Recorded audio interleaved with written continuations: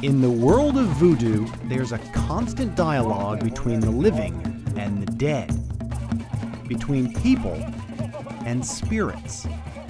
I'm about to experience a dance ritual dedicated to Sakpata. Sakpata is one of the most powerful and one of the most feared gods in all of voodoo. It's going on right over here. Let's check it out. The dancers are known as adepts, whether they're male or female. They're all considered wives of Sakpata. And to gain favor with him, Sakpata's many wives show their allegiance by strutting their stuff.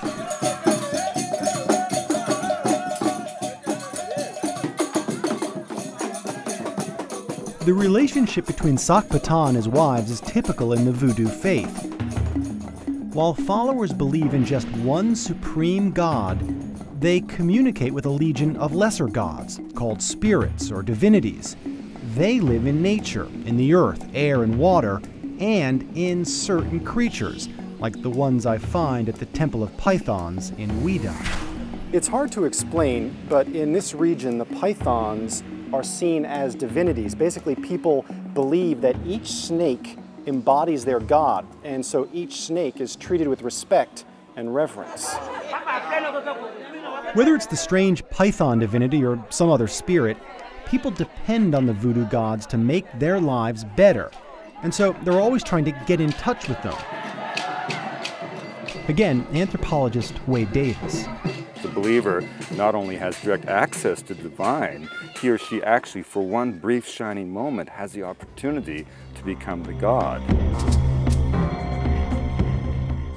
Wade's talking about spirit possession, or trance. It's eerie, but it's normal and natural, and a very desirable part of voodoo. They don't fear it. They think, oh my God, it validates what they are. The god has arrived.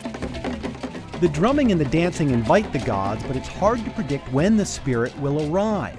One moment, people are sitting calmly, and the next, they're up on their feet, a living, breathing manifestation of divine grace.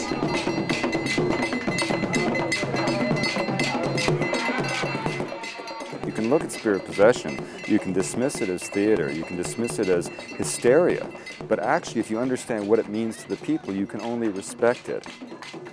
It's hard to keep track, but certain groups of people have special relationships with particular voodoo spirits. Which one depends on their tribe and their traditions.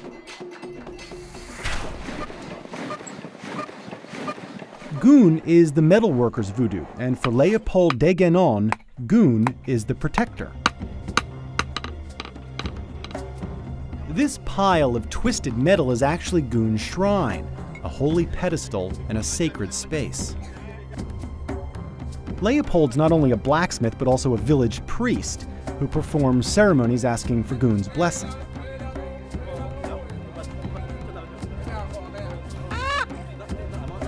Ultimately, a chicken is sacrificed and its blood given over to Goon. Like other voodoo spirits, Goon has power over human existence. With their fate in his hands, it's easy to see why people try to keep him happy. It's my first taste of sacrifice, but Wade has seen hundreds of rituals and countless creatures offered to the voodoo gods. It seems so bizarre and crazy, but if you remember, the word sacrifice derives from the same word to make sacred, and that the whole idea of giving the blood back to the earth is to restore the balance of life. But sacrifices aren't just made to gain a new balance. In a lot of cases, a sacrifice is made when someone has made a special request to the gods, and the gods have actually granted that request. That's what's going on here. Let's go take a look. This man asked the gods for help, and they came through. His musical group had split up, and he prayed for the members to come back, and they did. Now, he's thanking the spirits with a party in their honor.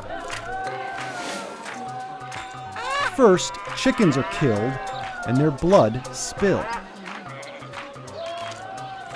The spirits are offered a drink.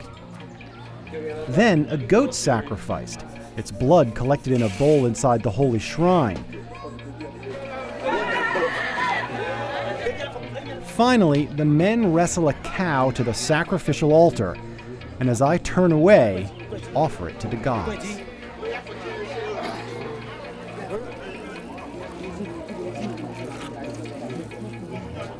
I guess I have mixed feelings about all of this. I certainly understand the significance of trying to thank the gods and make an offering, and I certainly eat meat. But I guess it was hard to watch for me because, frankly, I'm not used to seeing animals slaughtered and seeing their blood spread around. But Wade reminds me in Voodoo, as in Christianity, blood has great significance.